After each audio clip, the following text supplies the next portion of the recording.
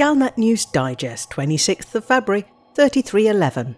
We read the news so you don't have to. In this week's news, future plans for the galaxy are revealed, colonisation is underway, and we have information on how it works. There's a new ship, the Gutamaya Corsair, and promise of more ships to come. We learn about the successor to Squadrons, and we get a fleeting glimpse of a new space station built entirely of ice.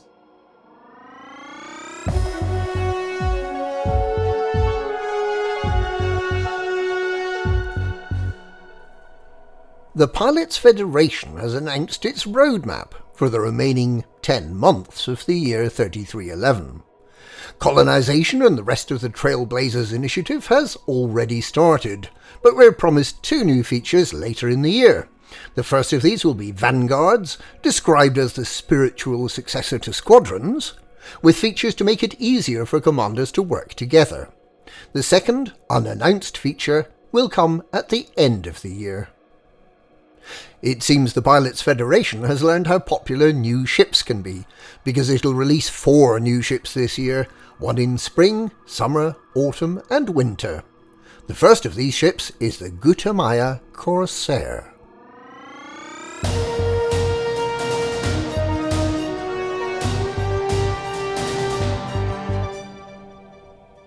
Gutamaya has chosen to name its first new ship for 10 years after a type of pirate. But it promises that this new medium ship will be equally at home exploring the galaxy, as it will, blowing up innocent traders and escaping with their cargo. In some ways, the Corsair will fulfill the same role as the recently released small ship, the Cobra Mark V, but it sounds like it may pack a far bigger punch than Vulcan de Lacy's ship.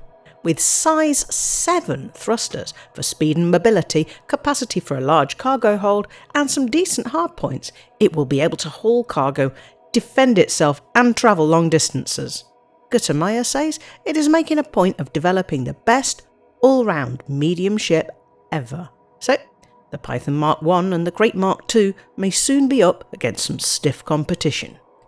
As far as looks go, the Corsair looks like a bird of prey that has just spotted a tasty young rabbit. It has a hooked beak and is rather more angular than previous ships from this manufacturer. It has the customary outrigger pontoons accommodating the secondary thrusters with some efficient looking but understated heat vents and a curved main hull accented with the trademark stylish blue lighting. Optional extras include a spoiler kit and stabiliser wings. With dynamic engine cowls and pop-up headlights in the nose, the Corsair will make quite a stir. It's expected to be available in April. There's no information about the 3 other ships coming out this year, but we have some good news for impecunious explorers. The Zorgon Peterson Mandalay is finally available to buy right now for credits, leaving the Cobra Mark V as the only ship still in early access.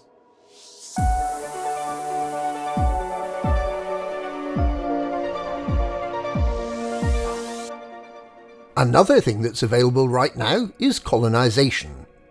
If you have your eye on a favourite unpopulated system, now might be the time to get out there and stake your claim before someone else does. We learned today that you can earn money by running 1 or more systems, so it could be a sound investment.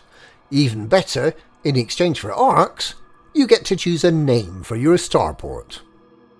So, how does colonisation work? Well, firstly, you should make sure you've thoroughly explored your target system so you know what expansion capacity for bases it'll have. At the moment, your colonisation target needs to be within 16 light-years of an inhabited system.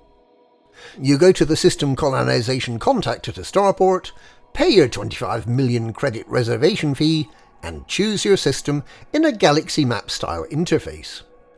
Choose the type of starport or orbital outpost you want to build as your primary system colony, and you'll find yourself the proud and temporary owner of a system colonisation beacon.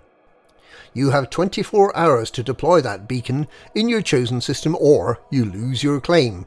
Your deposit will not be refunded. The beacon's deployed using the System Colonisation Suite, something with which all ships have now been retrofitted. System colonisation is underway, and you are the system architect. Once the beacon's deployed, a system colonisation ship will be dispatched to form a temporary hub for building the new starport.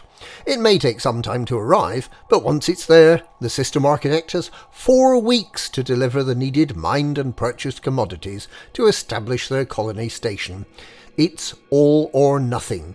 If the station isn't operational within 4 weeks, the system reverts to being an uninhabited system. There will be no refunds. Once the primary station is operational, the colonisation ship will depart to take on an assignment in another system. You now have choices. You can leave the system as it is and use it as a base from which to colonise another system. You can improve and upgrade the base by delivering more resources. And you, a system architect, can place build orders for other settlements in the system, be they starports, outposts or planetary bases. You can currently have up to 5 construction efforts underway for new bases. The good news is that these are not time limited. You can take as long as you want to supply the materials to get them operational. Visiting commanders will be able to see what is being built and may choose to contribute to the effort. Building facilities will develop the economy, population, standard of living and tech level of the star system. As the system finds its feet, the system architect will become able to build better and bigger structures.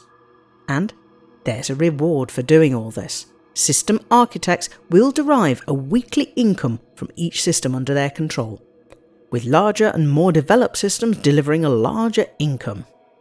The first 5 million credits each week is tax-free, with a modest levy imposed on earnings above that threshold.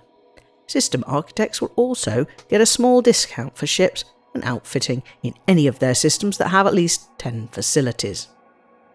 Of course, the most important thing is being able to name your starports and facilities. You can go with a randomly generated name, you can roll the dice up to 5 times to find a name you like, or, in exchange for a modest number of arcs, you get to call your starport anything you want, within reason, and change its name an unlimited number of times.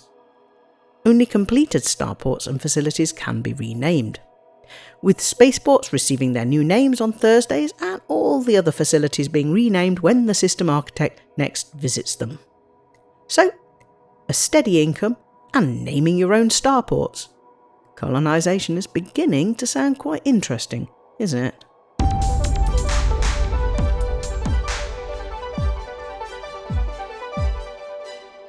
It's still in development, but Vanguards, planned for the middle of the year, is intended to bring Squadrons up to a whole new level.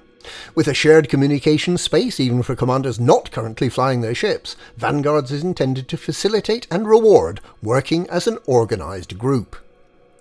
The leader of one of these new Vanguard squadrons will be able to set tasks that'll earn rewards or perks for those participating. Experienced groups of commanders will be able to take novice commanders under their wing and provide tuition and assistance. It's even possible that there could be a shared bank of credits of engineered modules and ships that could be loaned between commanders. The features of Vanguards has not yet been finalised, but together with power play and colonisation, it forms another part of the plan to give commanders agency to reshape the galaxy to work the way they want.